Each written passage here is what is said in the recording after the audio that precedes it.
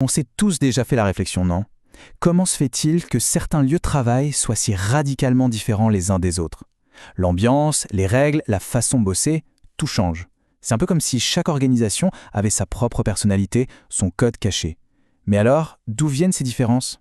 Pour que ce soit bien clair, imaginez deux extrêmes. D'un côté, un hôpital. Tout est hyper structuré, il y a des règles partout et des spécialistes qui savent exactement ce qu'ils font. Et de l'autre, les studios Pixar, un bouillon de créativité super flexible où tout s'articule autour de projets. Comment expliquer un tel grand écart? Heureusement, pour s'y retrouver dans ce labyrinthe, on a une sorte de carte. C'est la théorie des configurations d'Henri Mintzberg, un penseur assez génial qui nous a donné les clés pour décoder en quelque sorte l'ADN de n'importe quelle organisation. Allez, on plonge dedans. Alors voilà notre plan de match. On va d'abord jeter un œil aux structures centralisées, puis à celles qui sont décentralisées. On découvrira ensuite un cas un peu spécial, la structure idéologique, et pour finir, on se posera la question à 1 million, est-ce qu'il y a une structure parfaite? Première grande étape, les organisations où tout est contrôlé depuis le sommet. C'est le modèle classique, on va dire, où les décisions importantes sont prises par un tout petit groupe et parfois même par une seule personne. Et la première de cette famille, c'est la structure entrepreneuriale. Ce qui est fascinant avec elle, c'est sa simplicité. Le pouvoir est entre les mains du patron, souvent le fondateur, qui gère tout en direct. C'est un modèle qui est vraiment fait pour la vitesse, pour être super agile sur un marché qui n'arrête pas de bouger. Pour se faire une idée, il suffit de penser à une petite association de quartier. Souvent, la structure est très informelle, ce qui lui permet de réagir au quart de tour. C'est le fondateur qui donne le cap et prend les décisions clés, et ça permet à l'asso de s'adapter presque en temps réel. Maintenant, passons à l'autre visage de la centralisation, qui est radicalement différent. La bureaucratie, la fameuse machine bien huilée. Ici, l'acteur clé, ce n'est plus le chef, mais ce que Mintzberg appelle la technostructure. Ce sont les analystes qui créent les règles et les process. L'objectif, l'efficacité maximale, la prévisibilité. Tout doit tourner comme une horloge. L'exemple type, presque caricatural, c'est une administration comme le service des impôts. Là, les rôles sont définis à la virgule près, les procédures sont reines. Le mot d'ordre absolu, c'est la cohérence. Chaque dossier doit être traité exactement de la même façon, et pour ça, on divise le travail à l'extrême. Et ça résume parfaitement la différence entre ces deux modèles. D'un côté, dans la structure entrepreneuriale, les gens sont polyvalents, de vrais couteaux suisses. De l'autre, dans la bureaucratie, les tâches sont hyper spécialisées. Deux mondes opposés, mais qui partagent une chose. Le pouvoir est concentré tout en haut. Allez, on change complètement de décor.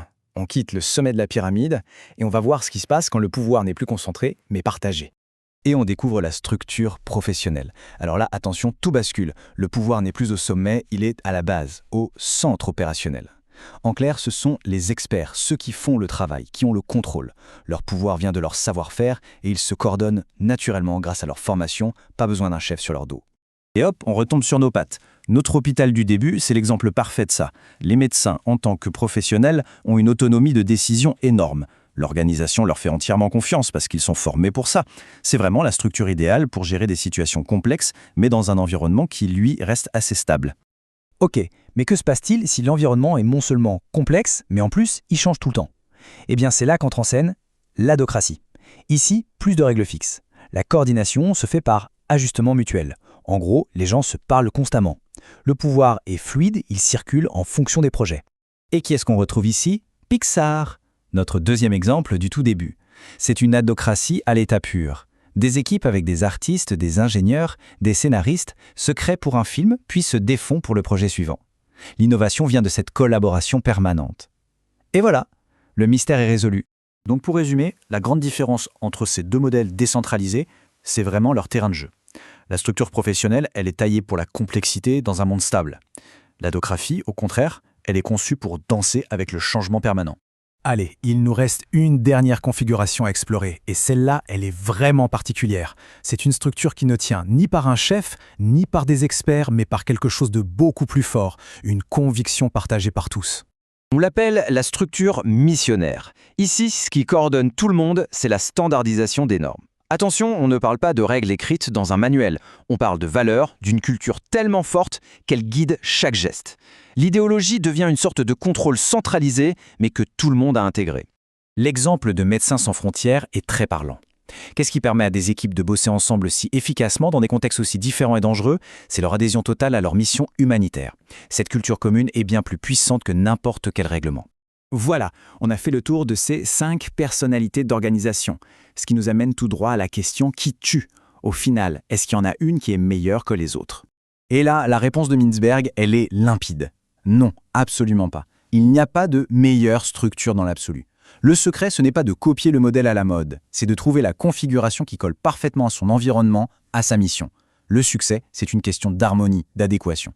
Et tout ça, ça nous laisse avec une dernière question, vraiment tournée vers l'avenir. Avec le télétravail, l'intelligence artificielle, tous les défis actuels qui chamboulent notre monde, à quoi pourrait bien ressembler la prochaine grande configuration? La question reste ouverte.